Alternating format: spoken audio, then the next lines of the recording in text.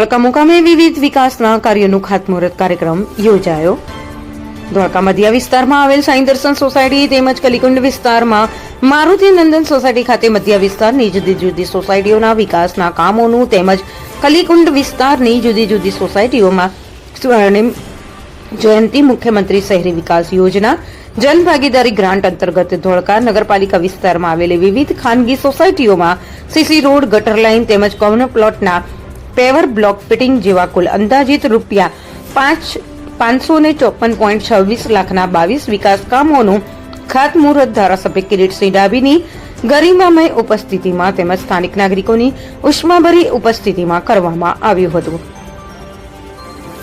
ધોળકા શહેરના સર્વાંગી અને સુવ્યવસ્થિત વિકાસ માટે રાજ્ય સરકારના માર્ગદર્શન હેઠળ ધોળકા નગરપાલિકા સતત પ્રયત્નશીલ છે। આ વિકાસ કાર્યો પૂર્ણ થતા શહેરના અનેક વિસ્તારોમાં નાગરિકોને વધુ સારી આધારભૂત સુવિધાઓ પ્રાપ્ત થશે અને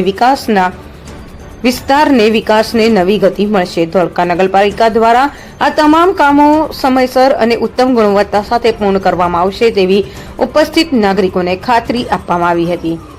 ખાસ કરીને સાંઈ દર્શન સોસાયટીની વર્ષો જૂની સમસ્યાઓનું આજે નિરાકરણ આવ્યું ત્યારે સ્થાનિકોએ ખાસ સન્માન કર્યું તે ખૂબ આનંદની લાગણી છે। સાંઈ દર્શન સોસાયટી અને કલીકુંડ વિસ્તારની વિવિધ સોસાયટીના આસપાસના વિસ્તારોના સ્થાનિક નાગરિકો દ્વારા વિવિધ માધ્યમો દ્વારા સમક્ષ કરવામાં આવેલી રજૂઆતો અને લોક લાગણીઓને ધ્યાનમાં રાખીને વિસ્તારના જનપ્રતિનિધિ તરીકે વિશેષ પ્રયત્નો કરીને આ મહત્વપૂર્ણ વિકાસ કાર્યોને ઝડપી મંજૂરી આપવામાં આવી છે।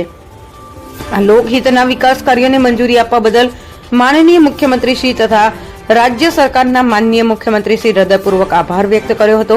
આ કાર્યક્રમમાં ધોળકા નગરપાલિકા પ્રમુખ અશોકભાઈ મકવાણા, જિલ્લા ભાજપ ઉપપ્રમુખ કનુભાઈ પરમાર, ધોળકા શહેર સંગઠન પ્રમુખ સુનિલભાઈ પટેલ, કારોબારી ચેરમેન કિંજલબેન જોશી, જિલ્લા બક્ષીપંચ મોરચાના પ્રમુખ રાજુભાઈ દેસાઈ, જિલ્લા મંત્રી કલ્પનાબેન મિસ્ત્રી, પુનિતભાઈ ધોળકિયા, મોરચાના મહામંત્રી ભૂપતભાઈ ઝાલા, કાઉન્સિલર શ્રીઓ, સાંઈ દર્શન તથા આજુબાજુની સોસાયટીઓના સ્થાનિક રહીશો તેમજ પાર્ટીના કાર્યકર્તાઓ ઉપસ્થિત રહ્યા હતા।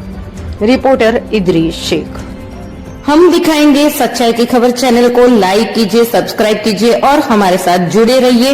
हम दिखाएंगे आपको सच्चाई की खबर।